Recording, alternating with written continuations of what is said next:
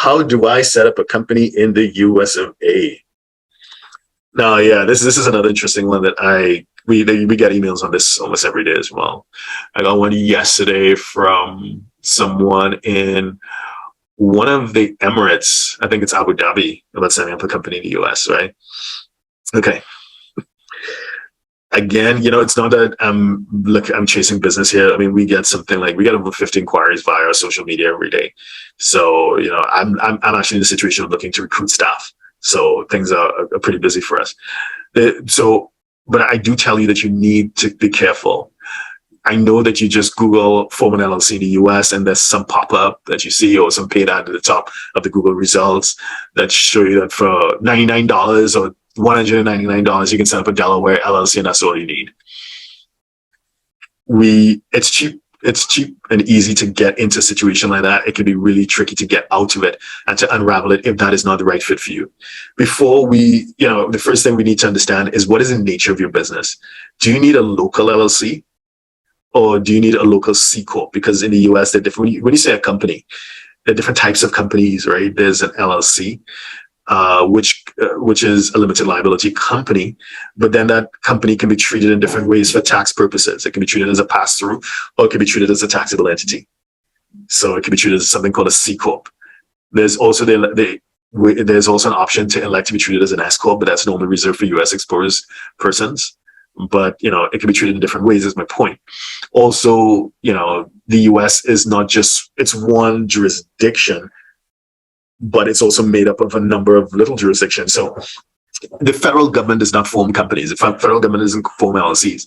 An LLC is a creature of the state. So you need to pick a state, form a company, and then tell the federal government, hey, I form a company in Delaware, Florida, Hawaii, or whatever. And this is how I want it to be treated for tax purposes. So the second thing is that which state, which state you're going to pick. I know Google comes at the top because, Google has Delaware. I know Delaware comes at the top of Google search results because Delaware has a fantastic brand, but is Delaware the right jurisdiction for you? Where do you have nexus? Where do you have permanent establishment? Where do you have independent agents? Where do you have physical product? Where do you have some sort of showroom or storage facility, warehousing? That drives where your LLC or where your entity is going to be. So where your client's going to be. Do you have boots on the ground in the US or not? Is it a physical product or is it a service? So we really need to understand your business model in and out, inside out. Whoever, not me, but whoever is helping you form that company or that entity in the US needs to understand your business model inside out. What about banking? Where's where the fund's going to flow? Is it going to remain in the US to be reinvested in the business? Or do you need the dividends pulled out back to the holdco, the parent company, wherever you may be? What is the long-term plan?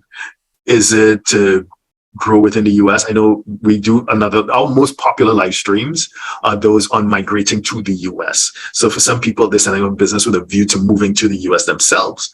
That'll be a whole different model we're going to prepare versus those who are planning an exit. Some people, obviously, the US is one of the most vibrant financial markets in the world.